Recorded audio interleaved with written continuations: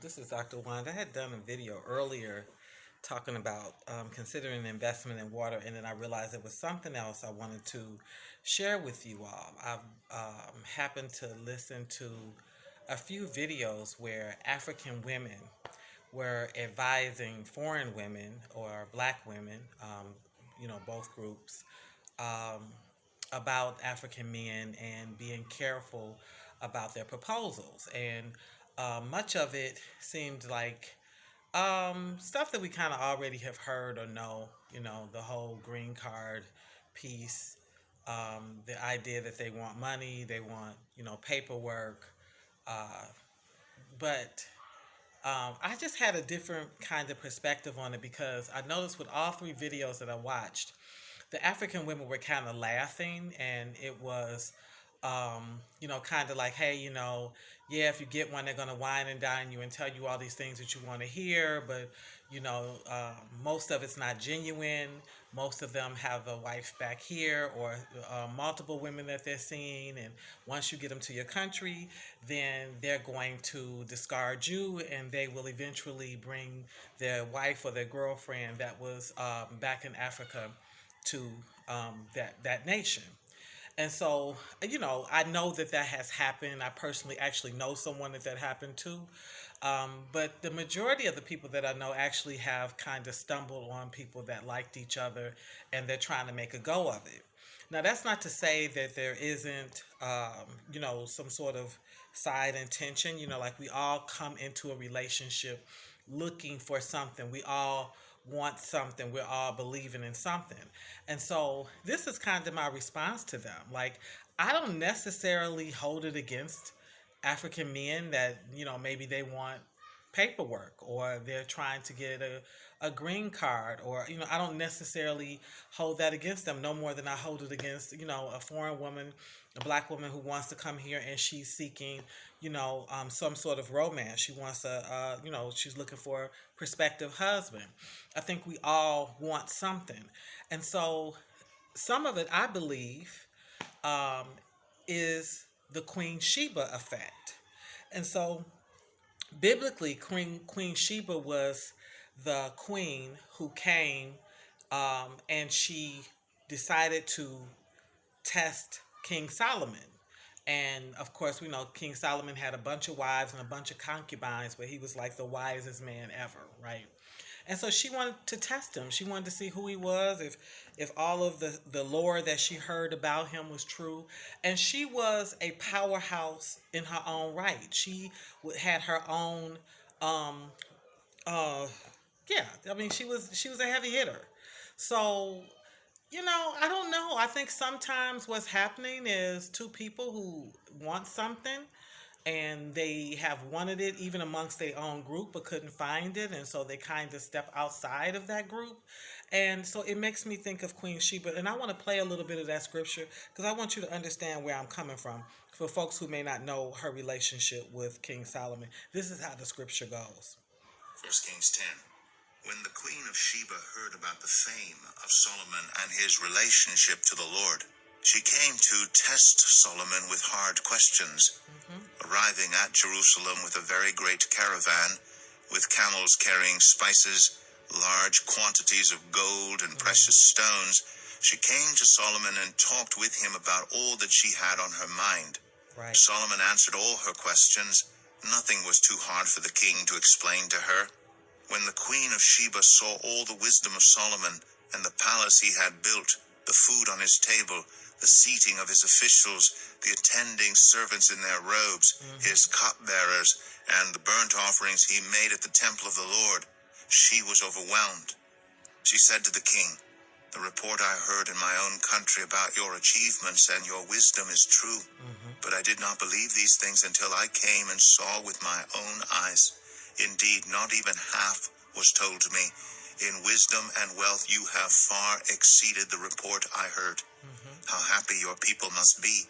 How happy your officials who continually stand before you and hear your wisdom.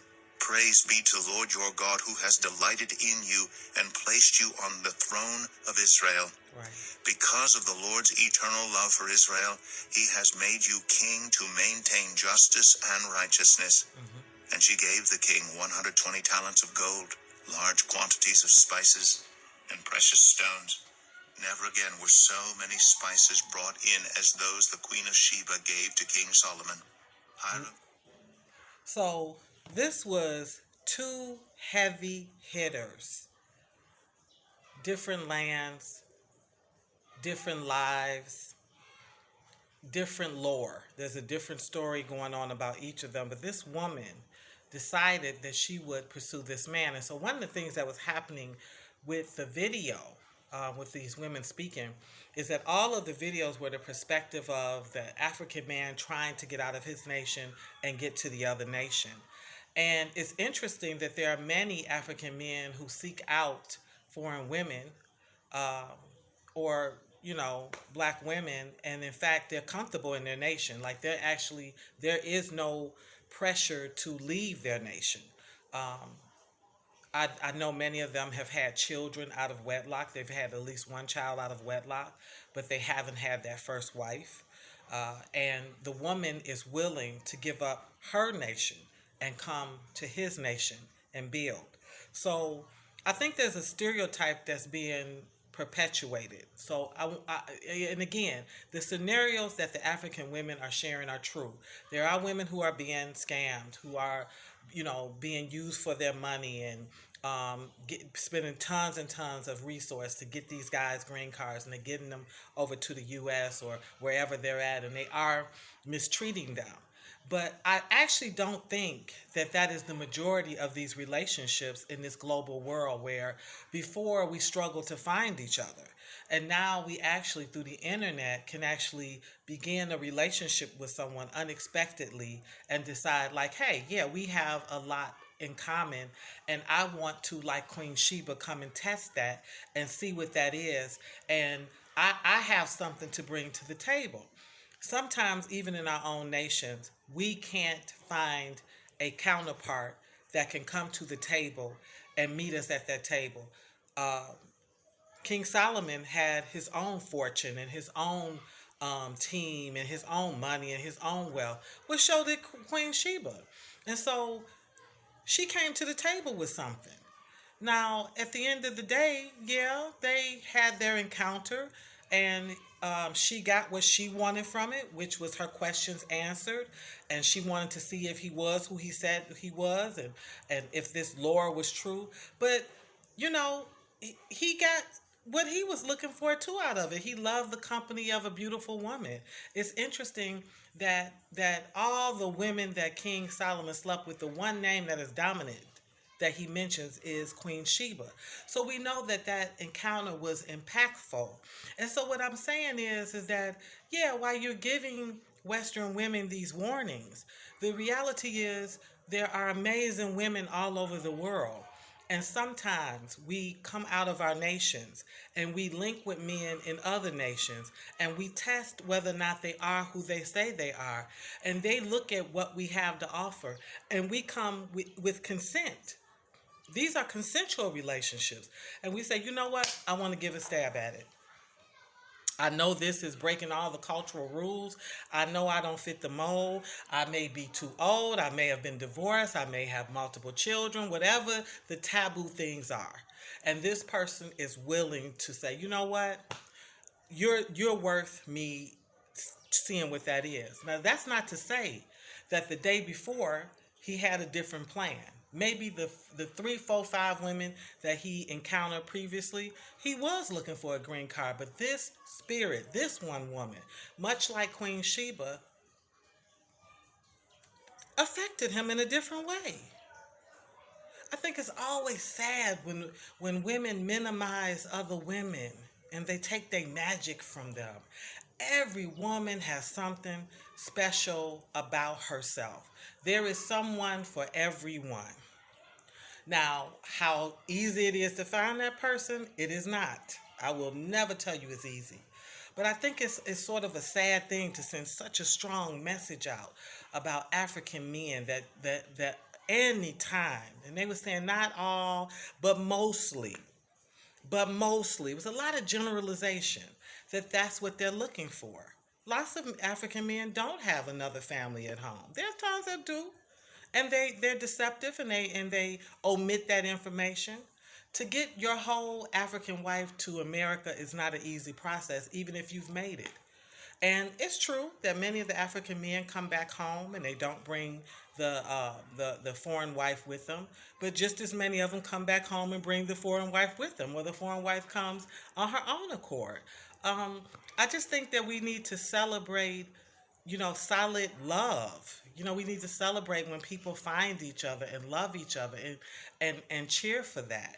And I mean, there are definitely some scenarios where you can see the corruption, like when you see a 25 year old fit African, and he's with a 75-year-old white woman, and she's wrinkled to the max and bent. I've seen several of those sort of marriage scenarios coming out of Nigeria. I'm sure it's not genuine love, but I also know that if somebody consenting to something, it's most certainly consensual. um but even in that, it's like, I don't know. I just don't want to spend the majority of relational time focusing on what is the negative in these experiences. And it might be interesting to begin to do a study, to celebrate, to look at how many of these relationships are actually proving that the human spirit is a fascinating energy, and that it does at some time call out and find itself. That God tells the truth, that actually love never fails, and that there are just as many Queen Shebas and King Solomons and folks that's coming to the table, and they're saying, this is what I bring to the table, this is what you bring to the table, what you want to do. Do you think we can link up? Let me find out about you, you find out about me. I'm satisfied with you, you satisfied with me. Maybe we do something, maybe we don't, but nothing ventured, nothing gained, and I am delighted to have met you. That's just my thoughts on that topic, and I'll leave it at that.